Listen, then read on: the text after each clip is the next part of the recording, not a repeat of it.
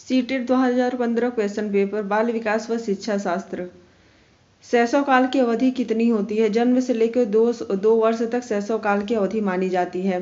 पियाजे के अनुसार 2 से 7 वर्ष के बीच का एक बच्चा संज्ञानात्मक विकास की किस अवस्था में होता है? वह पूर्व संक्रियात्मक अवस्था में होता है। विकास सामान्य से विशिष्ट की ओर बढ़ता है। जब वयस्क सहयोग से सामंजस्य कर लेते हैं तो वे बच्चे के सामान्य स्तर के प्रदर्शन को संभावित क्षमता के स्तर के प्रदर्शन की तरफ प्रगति क्रम को सुगम बनाते। इसे क्या कहा जाता है? सहयोग देना। नवीन जानकारी को शामिल करने के लिए वर्तमान एक्जिमा में बदलाव की प्रक्रिया क्या कहलाती है? आत्मसातीकरण। मध्य बाल्यावस्था में भाषा समाजीकृत के बजाय अहम केंद्रित अधिक होती है। बाल केंद्रित शिक्षा में शामिल है बच्चों के लिए हस्तपरक गतिविधियां। कक्षा अध्यापक में राघव को अपनी कक्षा में अपने कीबोर्ड पर स्वयं द्वारा तैयार किया गया मधुर संगीत बजाते हुए देखा और कक्षा अध्यापक ने विचार किया कि राघव में संगीतमय बुद्धि का उच्च स्तरीय थी। जब एक शिक्षक यह समझता है कि स्वाभाविक रूप से लड़के गणित में लड़कियों से अच्छे हैं, यह क्या दर्शाता है? जेंडर पक्षपाती या फिर कह सकते हैं लिंग पक्षपाती। समावेशी शिक्षा मानती है कि हमें व्यवस्था को बच्चे के अनुरूप बदलना है। बच्चों में ज्ञान की रचना करने और अर्थ का निर्माण करने की क्षमता होती है। इस परिप्रेक्ष्य में एक शिक्षक की क्या भूमिका होती है? सुगमकर्ता की। इसमें कौन सी विशेषता प्रतिभाशाली बच्चों की नहीं होती है? उच्चतर श्रेणी की मानसिक प्रक्रिया जो कि होती है, उच्च आत्म क्षमता यह भी होती है। निम्न औसती मानसिक प्रक्रियाएं जो कि नहीं पाई जाती हैं। कोहलबर्ग के सिद्धांत के पूर्व परंपरागत स्तर के अनुसार कोई नैतिक निर्णय लेते समय एक व्यक्ति निम्नलिखित में से किस तरफ प्रवृत्त होता है? अंतर्निहित संभावित दंड की तरफ। शिक्षार्थियों की व्यक्तिगत विभिन्नताओं के संदर्भ में शिक्षिका को चाहिए कि वह विभिन्न प्रकार की अधिगम परिस्थितियों को उपलब्ध कराए। निम्नलिखित में से कौन सा बाल विकास का एक सिद्धांत नहीं है? सभी विकास एक क्रम का पालन करते हैं। हाँ, करते हैं। विकास के सभी क्षेत्र महत्वपूर्ण होते हैं। हाँ, सही बात है। विकास के सभी जो क्षेत्र होते हैं वो महत्वपूर्ण होते हैं। सभी विकास परिपक्वन तथा अनुभव की अंतःक्रिया का परिणाम होता है। सही बात है। हमें जो लाइफ में जो भी एक्सपीरियंस होते हैं वो उसी का परिणाम होता है। आकलन शिक्षण अधिगम में अंतर्निहित प्रक्रिया नहीं होती है। निम्नलिखित में से कौन सा सृजनात्मक से संबंधित है? अपसारी चिंतन। अभिसारी चिंतन होता है क्या कि आप कोई भी चीज अगर सोच रहे हैं तो केवल एक ओनली वन डायरेक्शन में सोचते हैं, जबकि अपसारी चिंतन क्या होता है कि मल्टी डायमेंशन में हम सोचने की कोशिश करते हैं, वह होता है अपसारी चिंतन। बच्चे के बारे में निम्नलिखित कथनों में से किस कथन से वाइकोस्की सहमत होते हैं? बच्चे समवयस्कों और वयस्कों के साथ सामाजिक अंतःक्रिया के माध्यम से सीखते हैं। यह बात सही है।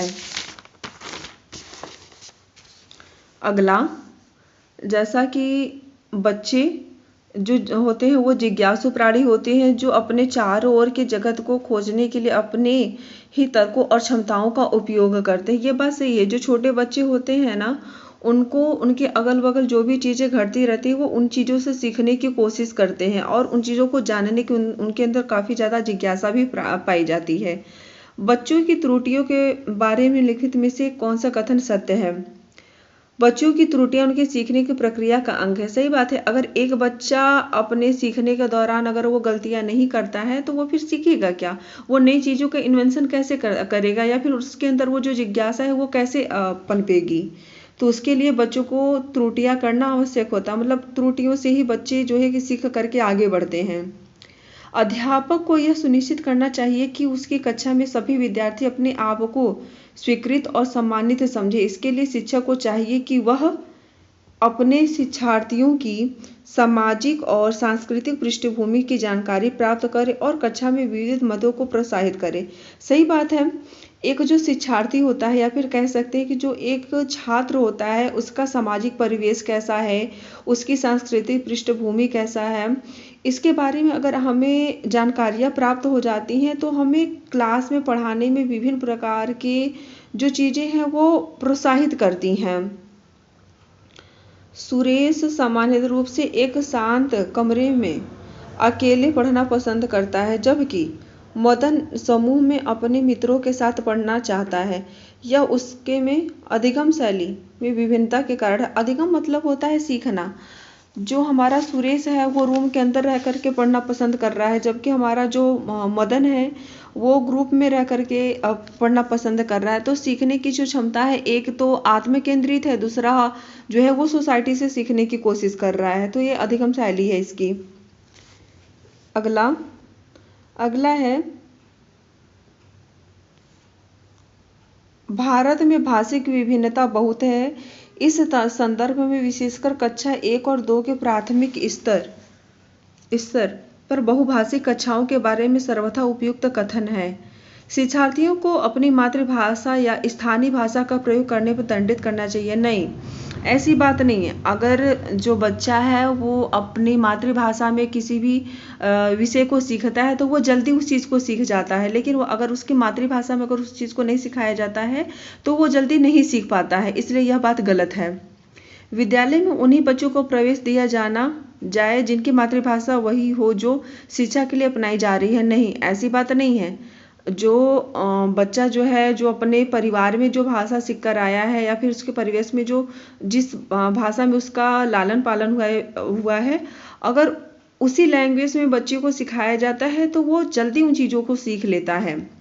शिक्षक को सभी भाषाओं का सम्मान करना चाहिए और सभी भाषाओं में अभिव्यक्ति के लिए बच्चों को प्रोत्साहित करना चाहिए। ये बात सही है। जो बच्चा जिस भाषा को जानता है उस भाषा को एक शिक्षक को हमेशा सम्मान करना चाहिए और उस भाषा के लिए बच्चों को प्रोत्साहित भी करना चाहिए। प्रकृति पोषण विवाद में प्रकृति से क्या अभिप्राय है? जैविकी विशिष्टताएं या वंशानुक्रम सूचनाएं। जैविकी विशिष्टताएं जो हुई होती हैं या फिर जो वंशानुक्रम है, इसकी सूचना देनी चाहिए। जनसंचार माध्यम समाजीकरण का एक महत्वपूर्ण माध्यम बनता जा रहा है, ये बात सही है। संचार कह सकते हैं जिसमें आपका मास मीडिया या फिर सोशल मीडिया, जो भी चीज़ें ये हैं ना, सब इसके अंदर ही आती हैं।